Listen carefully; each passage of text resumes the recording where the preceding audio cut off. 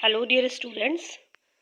आज के सेशन में हम डिस्कस करेंगे मॉडल्स ऑफ सोशल पॉलिसी, सामाजिक नीति के प्रारूप।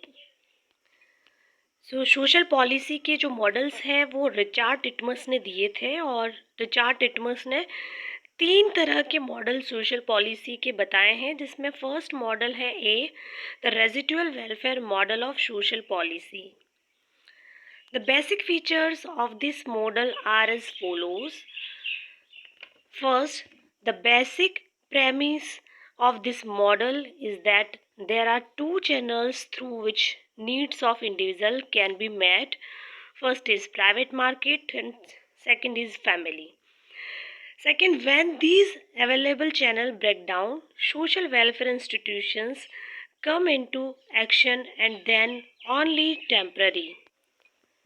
सामाजिक नीति के पहले मॉडल को हिंदी में अवशेषी कल्याण प्रारूप कहते हैं और इस मॉडल का पर्पस है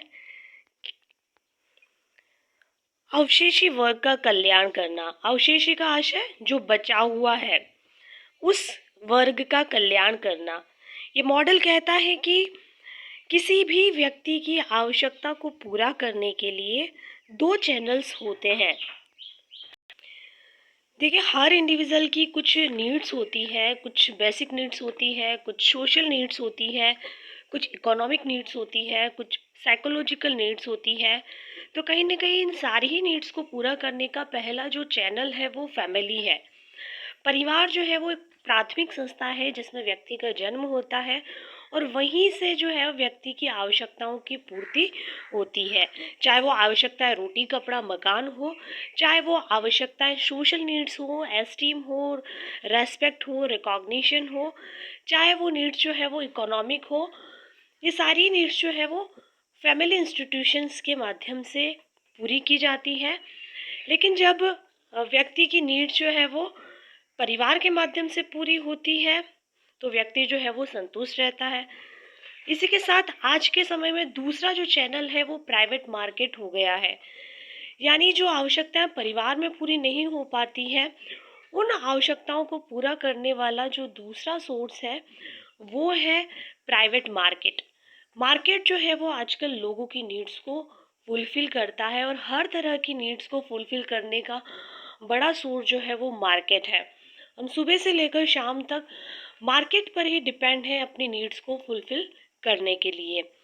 लेकिन जब व्यक्ति की आवश्यकताओं की पूर्ति इन दोनों ही चैनल्स के माध्यम से पूरी नहीं हो पाती है, तब ऐसी स्थिति में जो रेजिडुअल क्लास है उसकी हेल्प कौन करेगा, उसकी नीड्स को फुलफिल कौन करेगा। तो ये मॉडल कहता है कि जब दोनों ही चैनल के माध्यम से लोगों की नीड्स फुलफिल नहीं होती है तो यहाँ पर सोशल वेलफेयर इंस्टीट्यूशंस जो है वो लोगों की नीड्स को फुलफिल करने के लिए आगे आती है। यानी यहाँ पर राज्य जो है स्टेट के माध्यम से ऐसे रेजिडुअल क्लास की सहायता की जाती है।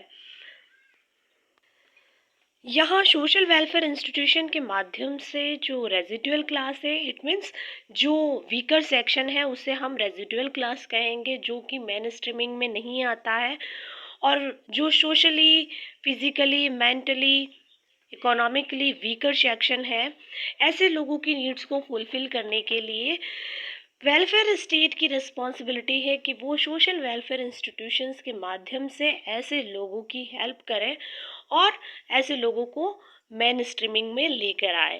क्योंकि इंडिया जो है एक वेलफेयर स्टेट है और जब लोगों की आवश्यकताएं पूरी नहीं हो पाती है फैमिली या मार्केट के चैनल के माध्यम से, तो सोशल वेलफेयर इंस्टीट्यूशन के थ्रू ही जो है वो लोगों की आवश्यकताओं की पूर्ति होती है इस मॉडल के तहत।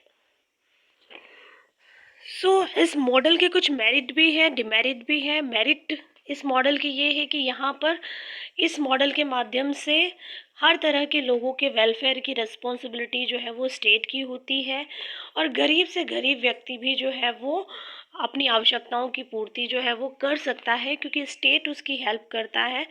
लोगों के मन में देश के प्रति समर्पण की भावना जागृत होती है और लोग जो है वो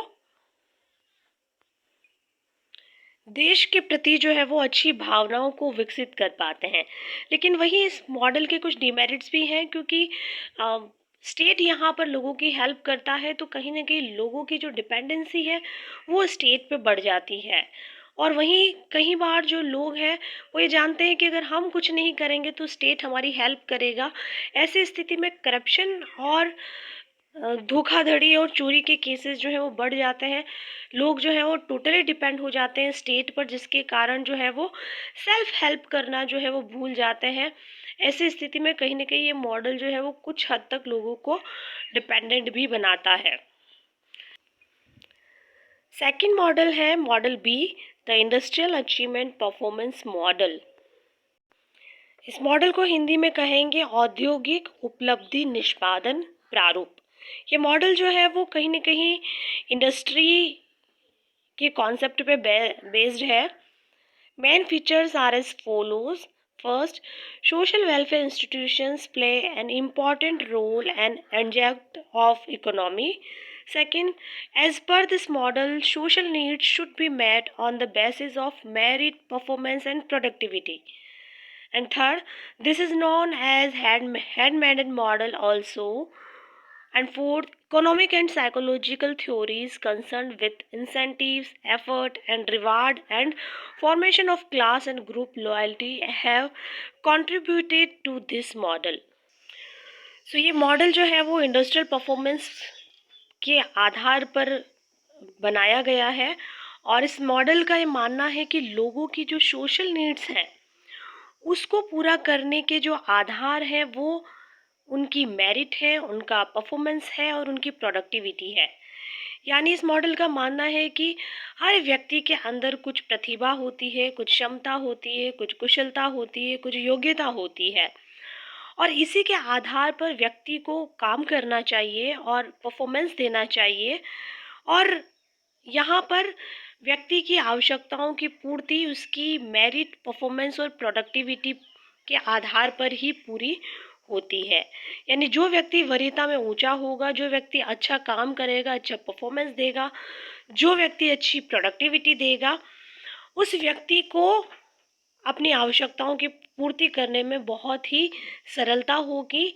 यानी काम करके पैसा कमाओ और उन पैसों से अपनी सोशल नीड्स को फुलफिल करो। इसलिए इस मॉडल को जो है वो हैंडमेडन मॉडल भी कहा गया है। यानी ये जो मॉडल है वो कुछ आर्थिक और मनोवैज्ञानिक सिद्धांतों से संबंधित है, जिसमें ये माना जाता है कि लोगों को काम करवाने के लिए जो है वो कुछ रिवार्ड देना चाहिए, कुछ ऐसे इंसेंटिव सिस्टम्स बनाने चाहिए ताकि लोग जो है वो अपना कंट्रीब्यूशन जो है वो प्रॉपर दे। उनकी इकोनॉमी को बढ़ाने के लिए ज़रूरी है कि लोगों को मोटिवेट किया जाए, उनको अतिरिक्त काम करने के लिए अतिरिक्त प्रलोभन दिया जाए और अगर अच्छा परफॉर्मेंस देते हैं तो उनको रिवार्ड भी दिया जाना चाहिए। और इसी के माध्यम से लोग जो है वो अच्छा परफॉर्मेंस देने के लिए प्रेरित होते हैं और इसी आधार पर लोगों की सोशल नीड्स भी फुलफिल होती है। तो कहीं ना कहीं ये मॉडल जो है वो पूरा ही प्राइवेट बेस्ड मॉडल है।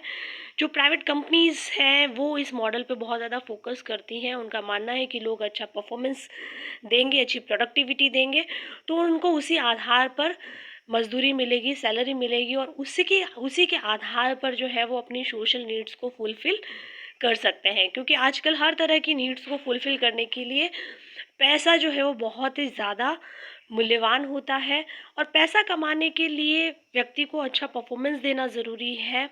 अपनी एबिलिटी, अपनी परफॉर्मेंस को सही तरीके से देना ज़रूरी है, तभी जाके जो है वो ज़्यादा से ज़्यादा पैसा कमा सकता है और उसी पैसे से वो अपनी सोशल नीड्स को फुलफिल कर सकता है। तो ये मॉडल जो है वो कहीं न कहीं, इस मॉडल का ये बेनिफिट है कि ये लोगों को सेल्फ डिपेंड बनाता है।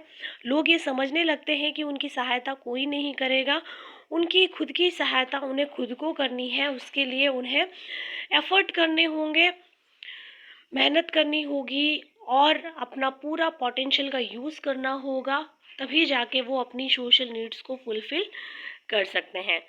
वहीं इस मॉडल के कुछ डिमेरिट्स भी हैं। यानी जो व्यक्ति कैपेबल नहीं है, जो व्यक्ति जो है पोटेंशियल वाला नहीं है, जो नॉलेजेबल नहीं है, जो स्किल्ड लेबर नहीं है, ऐसे लोगों का क्या होगा? क्योंकि वो लोग अच्छा परफॉर्मेंस और प्रोडक्टिविटी नहीं दे सकते। ऐसी स्थिति में स्टेट भी यहाँ पर इस मॉडल में हेल्प नहीं करता है। तो कहीं ना कहीं ये कुछ जो रेजिडुअल क्लास है उनके लिए ये जो मॉडल है वो पॉजिटिव नहीं है। तीसरा मॉडल है model C, the institutional redistributive model. The main features of these models are as follow. First, in this model, social welfare is seen as integrated institution of society, providing universalistic service outside the market on the principle of need. Second, the model is partially based on first theories about the multiple efforts of social change and economic system, be the principle of social equality. And third, basically it is incorporates system of redistribution and command over resources through time. तो इस model को हिंदी में संस्थागत पुनर्वितरण का प्रारूप भी कहते हैं। इस मॉडल की कुछ विशेषता है। यह प्रारूप सामाजिक न्याय की अवधारणा के सिद्धांत पर आधारित है। इसके तहत सार्वभौमिक रूप से लोगों को सेवाएं प्रदान की जाती है, न कि लोगों की आय, एजुकेशन, कास्ट आदि को देखा जाता है। वहीं इस मॉडल के तहत नागरिकों को जो सेवाएं प्रदान की जाती है वो मुख्य रूप से राज्य का एक आवश्यक कार्य होता है, राज्य की ड्यूटी होती है कि वो अपने सिटीजन्स को जो है वो सर्विस प्रोवाइड करे। इस मॉडल के तहत जो सेवाएं दी जाती है वो समाज के दुर्बल और जो वीकर सेक्शन है उन लोगों को उपलब्ध करवाई जाती है, जिसके द्वारा सामाजिक व्यवस्था में जो संतुलन है उसको स्थापित किया जा सके। तो ये जो मॉडल है वो प्रिंसिपल ऑफ इक्वालिटी पर आधारित है। सभी को समान रूप से सर्विस प्रोवाइड की जाए और राज्य का ये अधिकार है। साथ ही इस मॉडल के द्वारा रिसोर्सेस का रीडिस्ट्रीब्यूशन किया जाता है समय के अनुसार।